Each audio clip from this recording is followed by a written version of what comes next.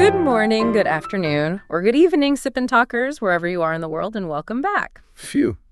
Hey, I saw some news yesterday. It said China is now selling, like, humanoid robots for less than my beat-up old used car. Wow. And, part of me is like, okay, the tech utopia is here. Right. But then the other part just feels, I don't know, something is seriously off. Yeah, I get that feeling. It's like walking into a really fancy restaurant and seeing a steak on the menu for $5. Yeah, exactly. You don't feel like you got a bargain. You're immediately thinking, okay, where did this meat come from? Or is the chef being held hostage in the kitchen? The chef isn't kidnapped, but I bet they haven't gotten a raise in a very, very long time.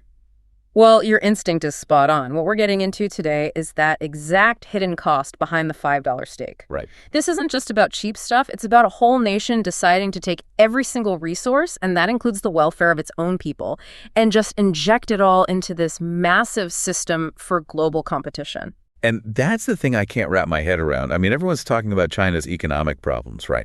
Yeah. The real estate market is crashing. Young people are lying flat. Yeah, unemployment is a huge issue. But at the same time, they're just charging ahead in these huge strategic areas like electric vehicles, AI, space exploration. It feels like a total contradiction. It does. It's like hearing about someone who can't pay their rent, but then you see they just took out a huge loan for a brand new Ferrari. That's a great metaphor. But maybe we can tweak it just a little. Right. It's more like the parent, in this case, the government, is deciding, you know what? We're not going to fix the leaking roof. The leaking roof being domestic demand, the real estate crisis. Exactly. And instead, they're pooling all the family's money to buy the most advanced high-tech production line you can imagine.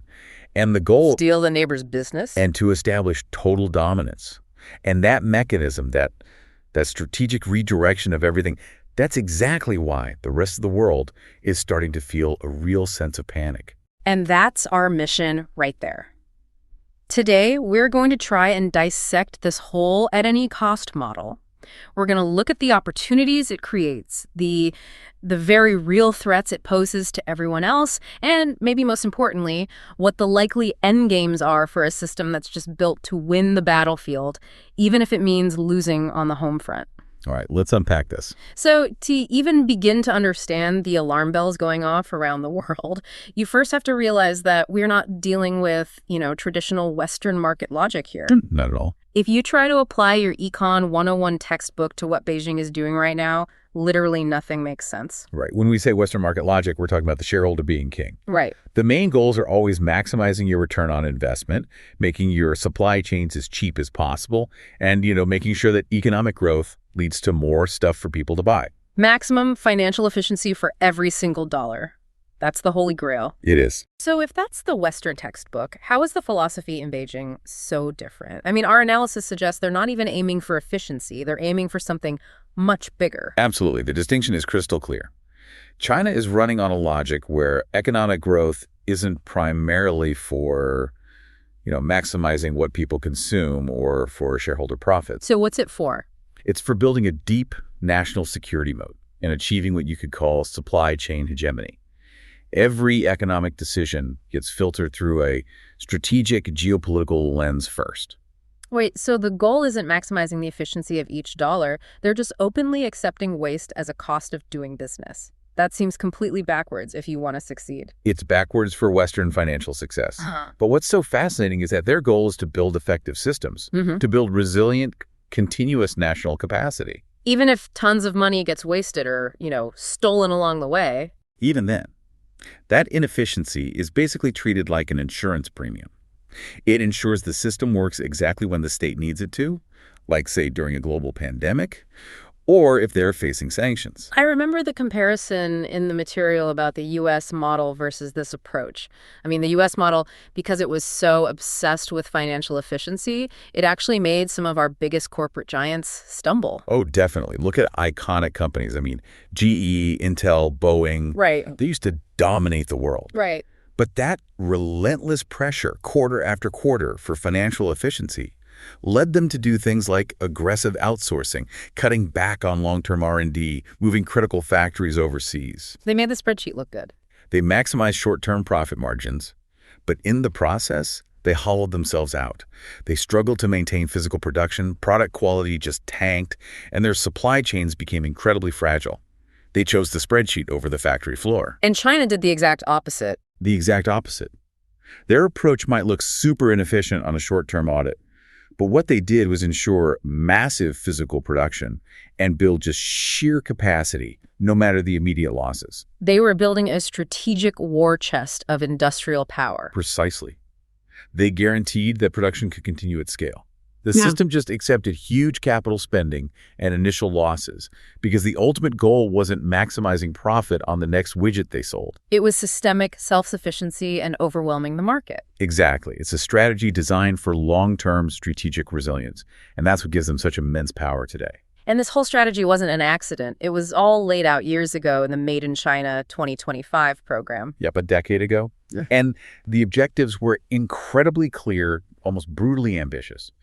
And if you look at the results today, well, they've pretty much met them. Or in some cases, they're way ahead of schedule. And that context is so important because it shows this wasn't them reacting to something. This was proactive, long-term planning. So what were the three main goals of that industrial blueprint? First, they wanted to push information technology into every single manufacturing sector.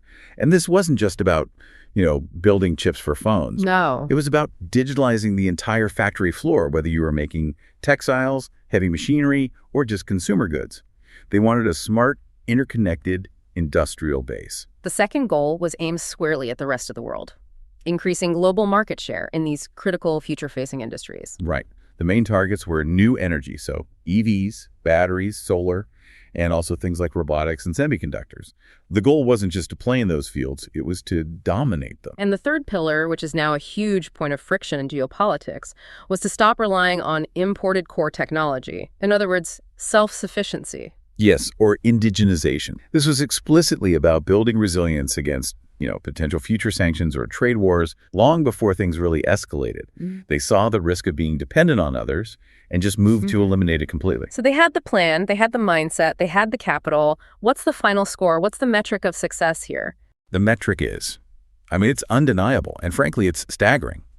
China is now the largest and, you could argue, the most effective manufacturing ecosystem on the planet. Wow. In terms of global manufacturing value, they account for about 30%. That 30% number gets thrown around a lot. It's huge. But I don't know, doesn't that get a little skewed by just their massive population? Is that 30% of value actually high-end, profitable stuff, or is it mostly just huge volume? Are we talking sophistication or just mass production? That's a fair point. And while population helps, the sophistication is what has really changed in the last few years.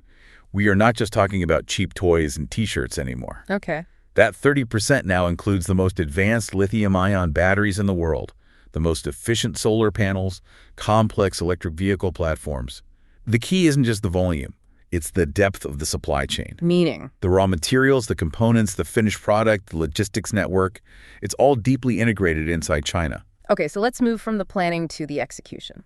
This level of hyper-competition, it wasn't just from subsidies, was it? What was the actual strategy behind this huge leap?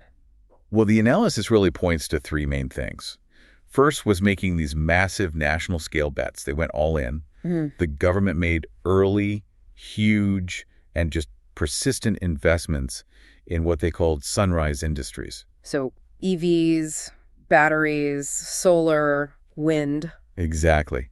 And crucially, these were areas that the rest of the world, especially the West, was either ignoring or just sort of dipping a toe in because the immediate profit margins just weren't there yet. So they had real strategic patience. They committed to these sectors even when they were losing money for years, just completely indifferent to the short-term market cycles that Western companies obsess over. Precisely. The second factor was the export orientation model. Right. This is a classic playbook, really, that they borrowed from their successful neighbors, Japan, South Korea, Taiwan. By forcing their companies to sell overseas, they forced them to constantly upgrade their technology. Because you can rig your home market, but you can't rig the global market. You can't. That export pressure forces real competition, it forces quality control, it forces improvement, it sharpens your industries against the best in the world. And this is where it gets really fascinating. The catfish effect in the EV market. It's such a brilliant way to describe how they used an outside shock to force their own companies to get better. It is. China's traditional car industry, the internal combustion engine one, it had failed miserably. They never built a real global competitor to Toyota or Ford, so they smartly pivoted to EVs to basically leapfrog the old guard. A way to avoid having to play catch-up for decades. Exactly. But the real game changer wasn't their first domestic EVs, which were, let's be honest, they were boxy and pretty unexciting. Right. The real catalyst was Tesla showing up in 2019. Oh. Yeah. Before Tesla, EVs in China were mostly seen as these subsidized gadgets. They worked, but they weren't cool. Tesla came in and introduced an attractive, high-status, desirable consumer good. It completely changed how people thought about what an EV could be. So it forced the domestic car makers to stop just thinking about the tech, which they already had a pretty good handle on. Yes. And start thinking about design, packaging, user experience, just the overall appeal to a consumer. Right. They had the components and the scale, but Tesla provided that competitive spark. And this is where the whole at-any-cost system kicks in, allowing them to make these changes at an incredible speed. Speed is the key. It is. Western car makers have parts coming from all over the world. A Chinese EV maker has its battery supplier, its sensor producer, its software team, and the assembly plant, all within a few miles of each other. Sometimes in the same city. Sometimes in the same industrial park. Yeah. So when a design change is needed, like a new battery chemistry or a new dashboard, it can be prototyped, tested, and put into mass production in a matter of months, not years. Wow. And that radical speed of iteration, built on that state-backed capacity, resulted in these highly attractive, high-quality cars being made at costs that even Tesla couldn't match in the long run. That is how hyper-competition was born. So now we have to flip the coin. We have to look at the internal costs, the sacrifices that are funding this entire hyper-competitive system. The paradox is how this massive external success is built on top of these systemic internal weaknesses. This is the core fragility, right? It is. Let's start with the most obvious weakness. The real estate collapse. It's just fundamentally undermining domestic confidence and household wealth. We talk about abstract numbers, but this is hitting millions of regular people hard. Yeah, and you really have to understand the scale here. We're not talking about some small companies going under. We're talking about developers like Vanke. Which was seen as the gold standard. The gold standard. It was seen as the most financially sound, state-aligned developer in the whole country. The benchmark for stability. And yet, even Vanke recently had to ask for an extension to repay a 2 billion RMB bond. I mean, that's a massive red flag. If Vanke is struggling, the whole foundation must be rotten. That's it, exactly. And the international warnings are just getting louder and louder. S&P has issued warnings that Vanke can't meet its financial commitments, even predicting a potential bankruptcy or some kind of restructuring within 6 months. And for the average person, what does that mean? It means that apartment they prepaid for, the main source of their family's wealth, is now just indefinitely suspended, maybe lost forever. And that loss of confidence immediately translates into a massive drop in consumption. The collapse is so bad, it's even creating a statistical black hole. I read that 2 major private agencies actually stopped publishing their November sales data for the top 100 developers. They just threw their hands up. Yeah, because the physical sales conditions were just so terrible. The fact that you can't even get reliable data, that signals just extreme paralyzing distress in that market. And beyond real estate, the core manufacturing sector, the bedrock of this whole strategic push, is also showing signs of weakness at home. The Manufacturing Purchasing Managers Index, the PMI, has been below 50 for 8 straight months. And for our listeners, a PMI below 50 signals contraction. More companies are seeing business get worse, not better. So if the country's core industrial engine is contracting, what's dragging it down? It ties right back to the real estate crisis. Weak domestic consumption. If people are worried about their jobs, their pensions, their homes, they are not buying new washing machines, new phones, or new cars.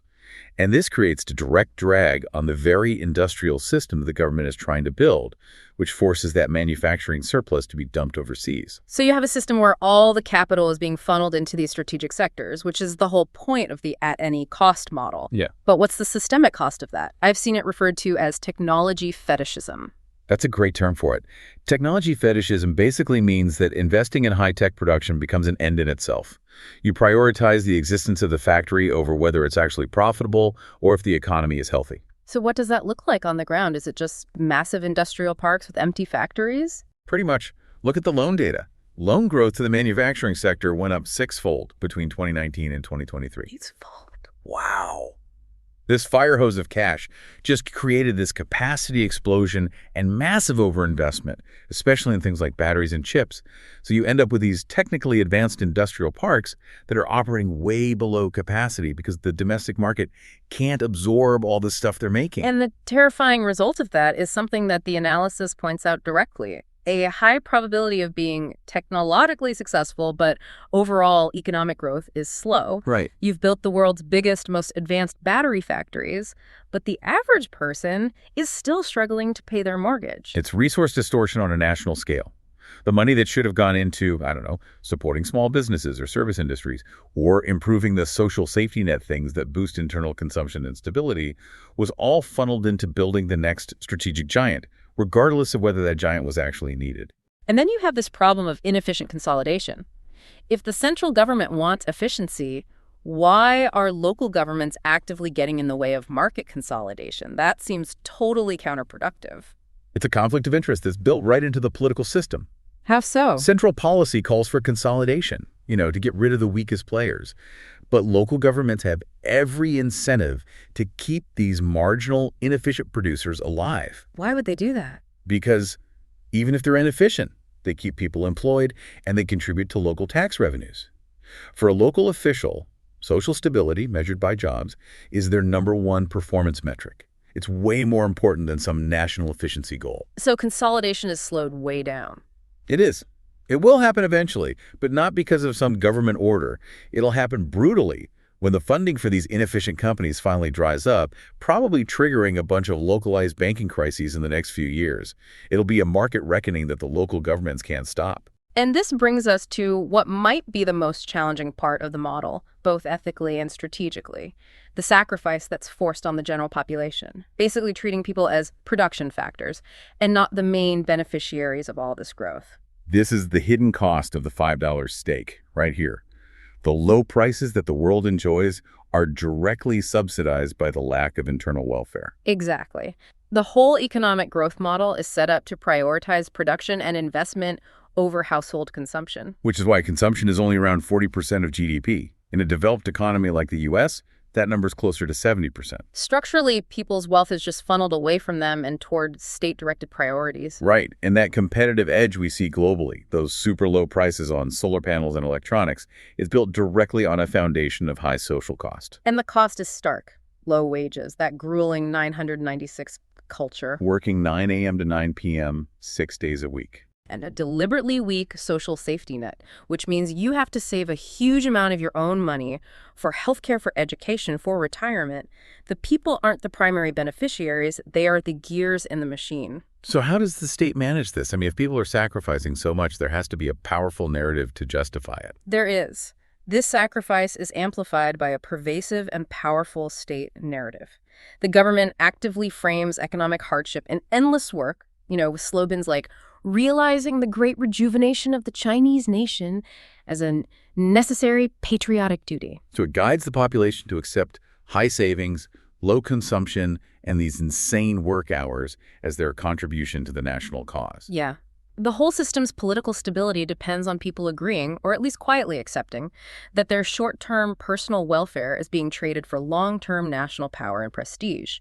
It makes the at-any-cost system incredibly formidable, but also deeply, deeply brittle. Okay, so if part 2 was about the internal sacrifice, part 3 has to be about how that sacrifice is translated into external geopolitical power.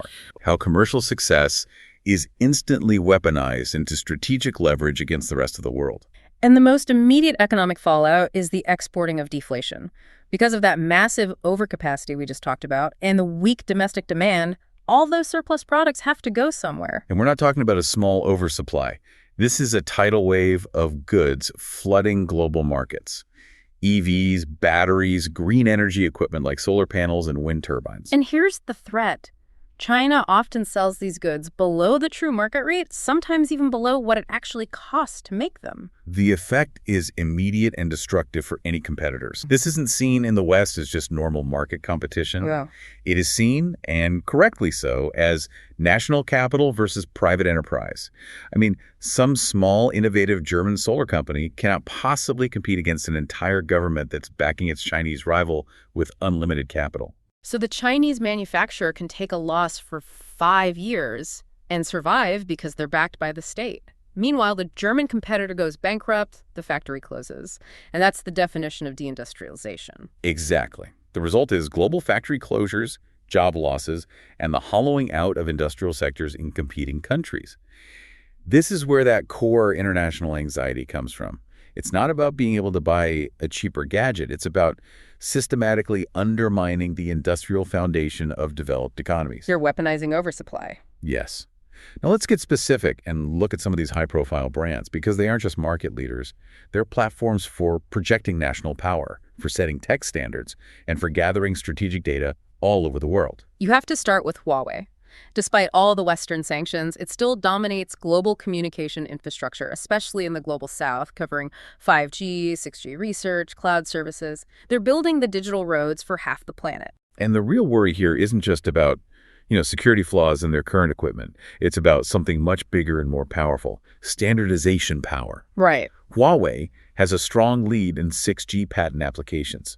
That means future global information flow, which could be trillions of dollars of economic activity, might run on infrastructure and standards set by China. So if China writes the rules of the road for the next generation of wireless tech, that creates immense leverage. Huge. It raises massive concerns about mandated backdoors, data security, and just systemic reliance on a company that's tied directly to an authoritarian state's intelligence services. Then you have DJI, the drone giant. The quiet eyes in the sky we see everywhere now, from Hollywood movie sets to disaster zones. DJI has a near monopoly on consumer and industrial drones. We're talking up to 70% of the market.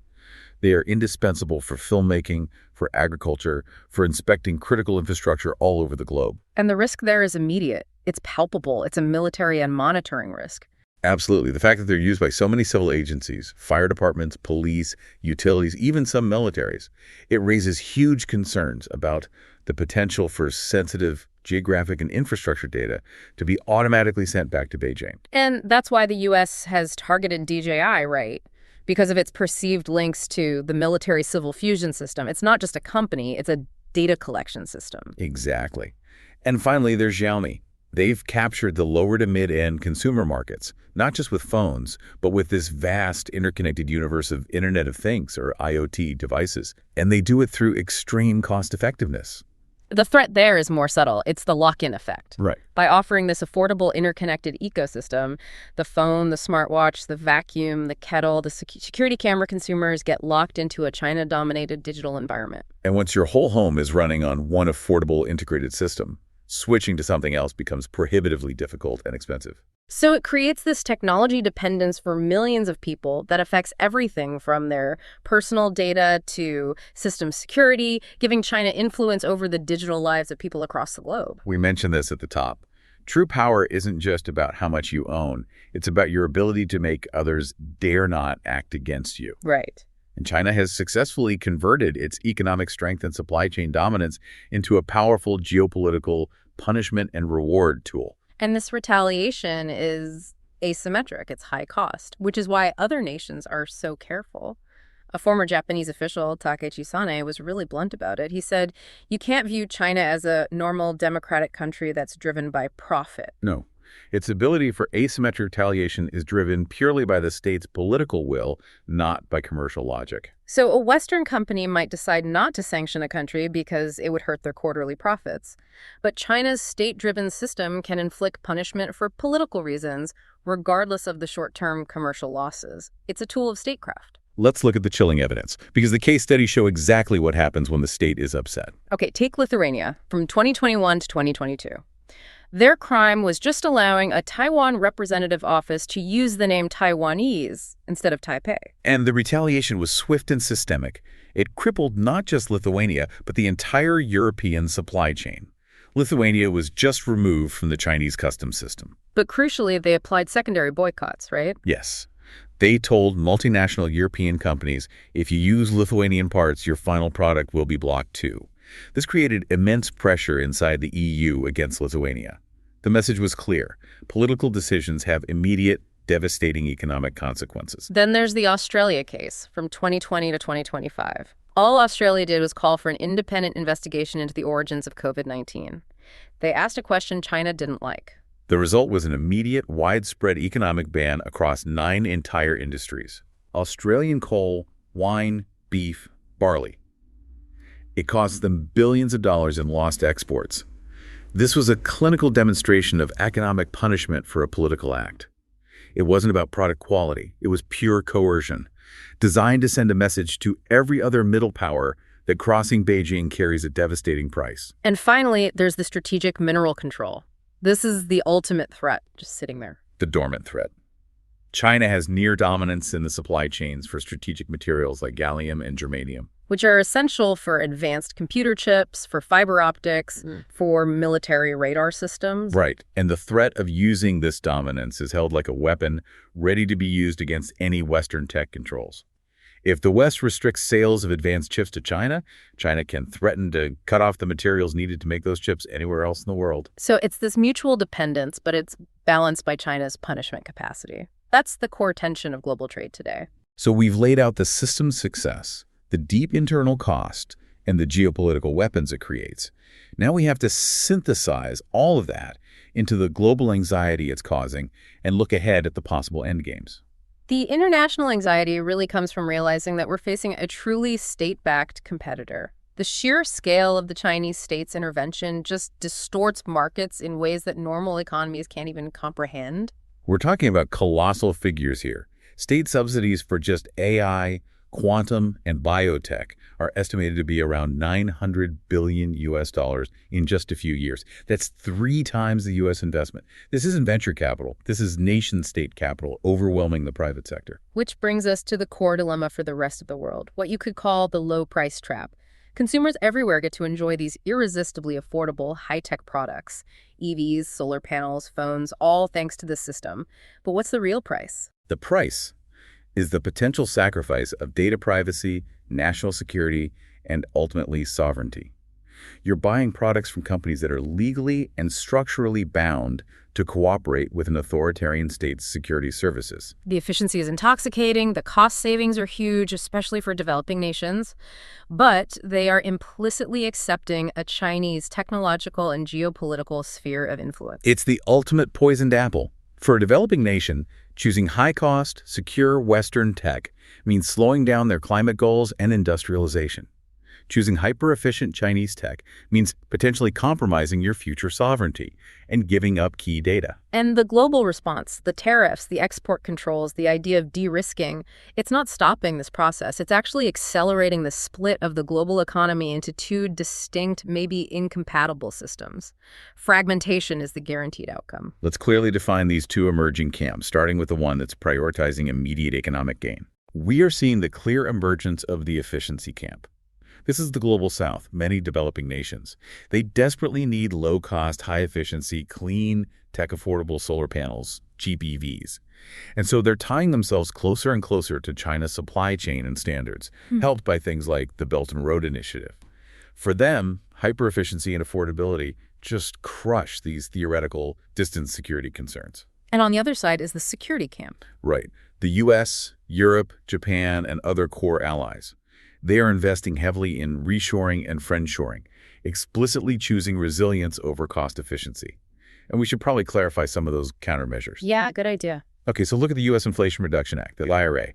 This isn't just about climate change. It's a massive industrial policy tool. It is. The IRA uses hundreds of billions in subsidies and tax credits, but they're often tied to these strict domestic content rules, requiring EV parts and renewable energy gear to be made in North America or allied countries. It actively discourages using Chinese products by making the alternatives cheaper, though still more expensive than the Chinese version. And Europe has similar frameworks for controlling their digital space, right? Exactly. Europe is really focused on digital sovereignty and data protection. They have frameworks like IDAs, which is their regulation for electronic ID and trust services. Okay. These efforts are all about controlling digital identity and cybersecurity standards, making it harder for Chinese tech like Huawei or Xiaomi's IoT devices to seamlessly integrate into sensitive government or critical infrastructure systems. They're forcing a set of standards that prioritize EU regulatory control. So the consequence of this fragmentation is systemic. Global efficiency goes down, supply chains are duplicated, they're less efficient, which probably means inflation becomes a long-term feature of the global economy. And what's really worrying, technological standards are going to diverge. Imagine a company having to develop two totally different product lines. One for the efficiency camp with Chinese standards and lower security, and one for the security camp with Western standards and higher compliance costs.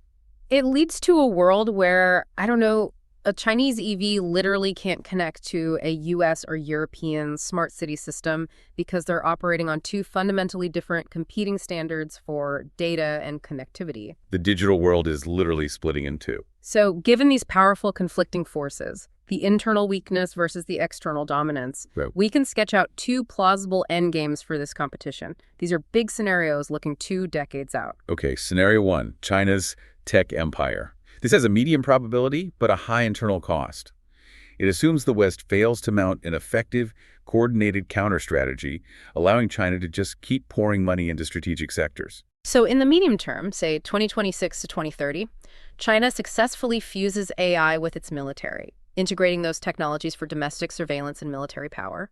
Its EV and solar sectors hit a critical mass, maybe dominating 60% of the global market, and the RMB's international use grows, especially for trade outside the dollar system. Then you move into 2030 to 2040, and global supply chains become structurally Sinicized. What does that mean exactly? It means three things. First, critical components in production are overwhelmingly located in China or its close partners. Second, Chinese tech standards like 6G become the de facto global standards. And third, Western industries that depend on these systems effectively become vassal industries. So the end result is a techno-empire, but one with a deeply brittle, socially controlled, and systemically monitored society at home. The economic success never translates into personal freedom or high domestic consumption. Right. And the long-term risk here isn't being defeated by an external rival. It's an internal implosion, a Soviet-style glorious collapse, fueled by an environmental disaster or a debt crisis or just mounting dissent from decades of sacrifice. Okay, so what's the alternative? Scenario 2, counter-strategy and stagnation. This one has a higher probability and involves a serious escalation of the trade war. It assumes the West and its allies get their act together and coordinate a united protective response to limit China's market and tech access. So between 2026 and 2030, you see coordinated global tariff walls. Think 100% tariffs on Chinese EVs and a ban on their control software. This is a deliberate economic shock designed to force China to deal with that massive internal overcapacity. And that shock triggers a severe banking crisis. Funding suddenly dries up for all those inefficient producers that local governments were protecting. Forced consolidation leads to massive job losses, social unrest. And in response, the central government redirects its investment away from global military and space projects and instead pours that capital into internal social repression and just maintaining domestic stability. By 2030 to 2040, China's growth slows to a crawl, maybe 2 to 3%, which is extremely low for that kind of economy.